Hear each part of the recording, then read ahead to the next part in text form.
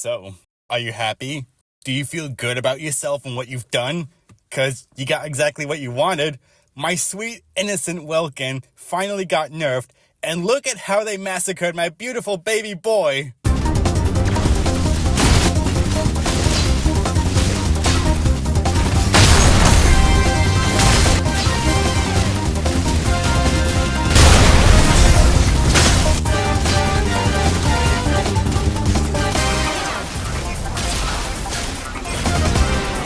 Oh, he's still really good.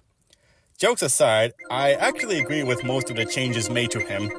I always thought the duration in which he keeps up his shield was a bit silly, and the fact that his spin to win attack was so easily abusable led to some absurd situations.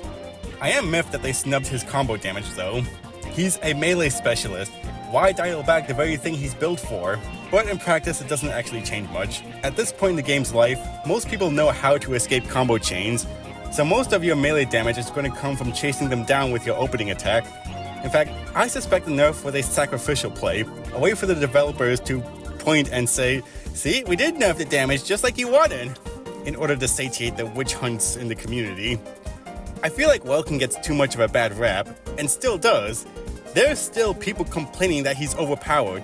Like, bro, at what point is it a you problem and not the game's fault? As a devotee to the Church of Welkin, I will not stand for this slander. I'm here to say that Welkin doesn't need to be nerfed anymore. In fact, he's perfectly balanced as he is. Welkin is a balanced character because he has a very clear strengths, yet very obvious weaknesses. He is a melee monster, with melee in all caps. Sure, he can just about erase anything within farting distance, but he's too fat to chase down anyone that isn't a heavy mech. And aside from his cannon, which has a low rate of fire, slow travel time, no tracking, and longer load times than dial-up internet, he has no way to deal with targets that are harassing him from afar. Even his melee dash, while it can cover a large distance in short time, is going to leave him with no energy left over to work with. So that's only a move viable when the target is close to death, and for that to happen, you clearly made a sequence of poor life decisions that's not Welkin's fault. This time, Welkin is not hard to deal with. Harass him from afar with your team, don't solo him, don't melee him unless you have a parry, don't let him camp on the point, and once he's used up his box, he's more vulnerable than a sorority chick with daddy issues. In short, Welkin isn't a big deal as long as you're not an idiot. Welkin doesn't need to be nerfed. You need to get better. That's the thesis I make towards anyone that claims X, Y, or Z character needs to be nerfed. Is a character actually overpowered, or do you just not want to put in the work to learn how to counter them? In fact, if you are watching this and are a game developer or aspire to work in game dev, here's some wisdom from one game dev to another. Don't be quick to take balanced advice from your player base, because players don't know how to balance a game, because players never know what they actually want. That goes for any fandom, honestly. Remember how people wanted a new Star Wars movie that was a return to form instead of whatever the prequels were doing? Well, they got that movie, but then complained that it was too derivative and wanted something bold and new. Then the immediate next film was indeed bold and new, but the fandom lost their fucking minds. People wanted a new Star Fox game that was just like 64, they got that, and called it the worst game in the franchise. People demand new things, but keep throwing money at things that already exist. Most people are unable to understand why they like the things they do. And when it comes to video games, they don't know how the inner workings of your game works. You see it all the time, especially on YouTube and Reddit. People pitching ideas on how to fix their favorite game or franchise with hypothetical builds with absolutely no consideration of how the game engine was constructed, what's already in it, the size and talent pool of your team, the time you have or the budget you're working with, or the maddening number of behind-the-scenes bug fixes that are far more pressing. Furthermore, players don't think like game developers. Their supposed changes to bring balance to a game are actually changes that are going to inherently benefit their character or their playstyle, with no regards on how it's going to break the dynamic with the rest of the roster. Now, I'm not saying that players should never voice their complaints or grievances. In fact, I'm saying the opposite. People may have a hard time identifying what they like and why they like it, but they sure as shit have no problem identifying things they don't like, and have an easier time explaining why they don't like it. The human brain's ability to prioritize things we don't like feels counterintuitive until you realize it's a holdover from the days when we were monkeys. Our earliest ancestors had a better chance at surviving by avoiding the things that made them feel unpleasant.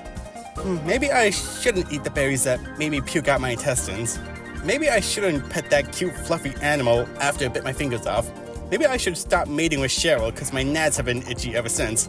As players and a community, the more detailed you can be in explaining why you feel a character is frustrating to fight against or to play as, it's going to help the devs way more than just going, character OP plays nerf. Meanwhile, developers, you should always be paying attention to how your game is making your players feel, because chances are, a balance change is not actually going to fix the underlying problem your players are experiencing.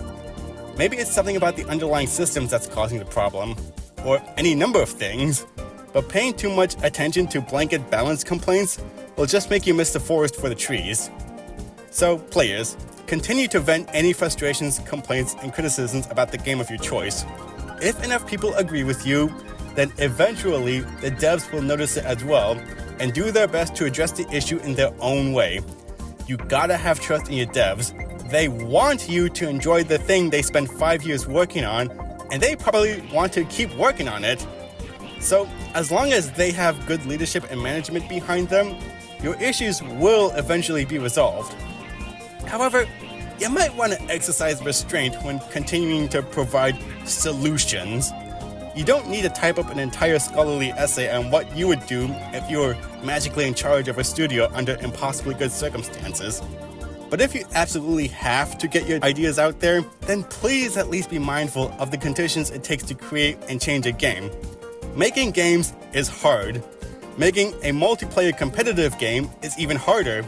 Maintaining a multiplayer live service game is fucko nightmare mode. The team is always going to be smaller than you think, have less time than you believe, and are probably juggling 20 other things that you are not privy to.